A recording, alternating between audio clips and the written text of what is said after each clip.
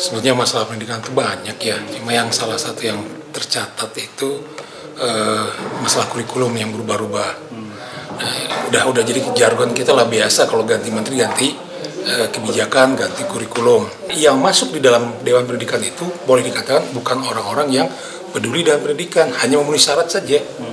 Dengan adanya zonasi itu sudah berjalan sekian tahun, tapi evaluasi sudah disampaikan, tapi tidak ada juga imbas baiknya. Bos, ini masyarakat belum paham betul, dan orang yang bertugas untuk menyampaikan kadang-kadang tidak menyampaikan. Yang namanya operasional itu kan hanya bantuan sifatnya. Jadi dengan duduk bersama-sama akhirnya kesepakatan yang muncul. Gitu.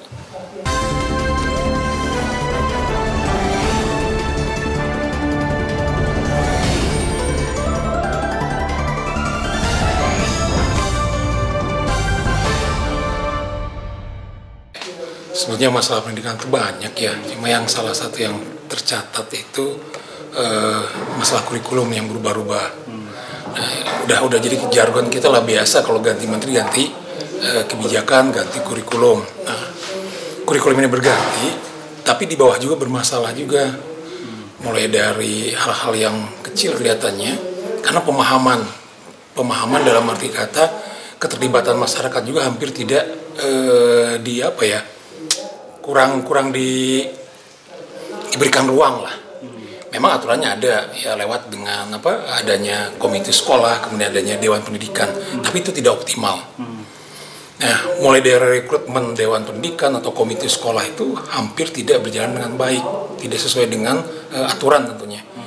Aturannya kita ada, Permendikbudnya ada, Kepmennya ada, kemudian PP-nya ada, jelas gitu.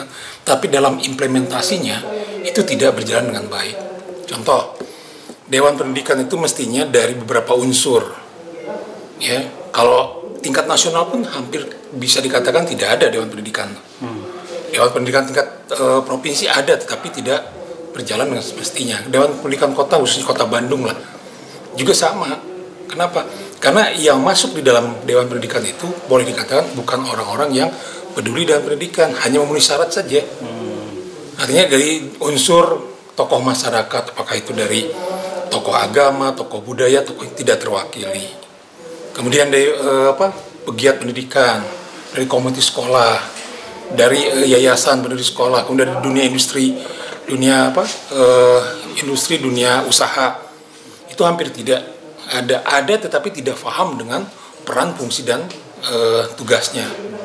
Padahal jika Dewan Pendidikan itu bisa berjalan dengan baik, maka hal-hal seperti ini bisa tertangani. Contoh kasus kayak PPDB. PPDB ini tiap tahun selalu berubah aturannya. Aturannya sudah bagus, tetapi dalam pelaksanaan, dalam implementasinya terjadi hal-hal yang menyulitkan masyarakat juga. Nah, andai Dewan Pendidikan itu bisa berjalan dengan optimal, tentunya kasus ataupun persoalan PPDB ini bisa terselesaikan dengan baik. Ya, contoh ya di PPDB ini, dengan adanya zonasi itu sudah berjalan sekian tahun, tapi evaluasi sudah disampaikan, tapi tidak ada juga imbas baiknya. Ya. Dengan sistem zonasi, sekolah dirugikan juga, guru merasa dirugikan juga, orang tua juga merasa dirugikan. Ya. Begitu juga dengan sistem yang lainnya di jalur PPDB itu. Selain zonasi ada jalur prestasi sekolah yang kita buat sedemikian rupa, tetapi akhirnya membuat kebingungan masyarakat dan merugikan. Ya, tahun lalu lah contohnya, tingkat SMP di kota Bandung dia menggunakan ranking raport. Nah, sementara tidak melihat KKM-nya. KKM satu sekolah berbeda dengan sekolah yang lain. Makanya bagusnya siapkan dulu infrastrukturnya. Gitu. Apakah itu sekolahnya, gurunya, dan yang lain. Nah, persoalan sekarang juga, kalau zonasi dilakukan, belum lagi sekarang guru sudah banyak yang mau pensiun, ini persoalan baru lagi. Persoalan pendidikan itu mulai dari situ, kemudian biaya pendidikan. Nah, biaya pendidikan itu juga jadi persoalannya. Karena masyarakat itu tidak paham dengan biaya pendidikan itu apa saja. Ada 3 hal. Biaya operasional, biaya personal, dan biaya investasi. Nah, yang jadi persoalan adalah biaya operasional ini bos. Bos ini masyarakat belum paham betul. Dan orang yang bertugas untuk menyampaikan kadang-kadang tidak menyampaikan. Yang namanya operasional itu kan hanya bantuan sifatnya. Jadi tidak akan cukup. Nah, karena tidak cukup maka harus ada sumbangan dari masyarakat juga. Tetapi ketika sumbangan itu dimunculkan, timbul lagi persoalan, nggak boleh iuran sifatnya. Ya iuran itu kan ditetapkan waktunya, besarannya ditetapkan juga.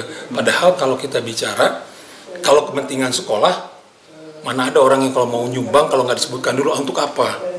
Nah ketika sumbangan itu disampaikan, keperluannya disampaikan, kemudian kita sampaikan sumbangan, ketika dikumpulkan itu bisa jadi pungutan. Nah itu persoalan juga. Betul. Pemahaman ini yang harus duduk bersama antara stakeholder.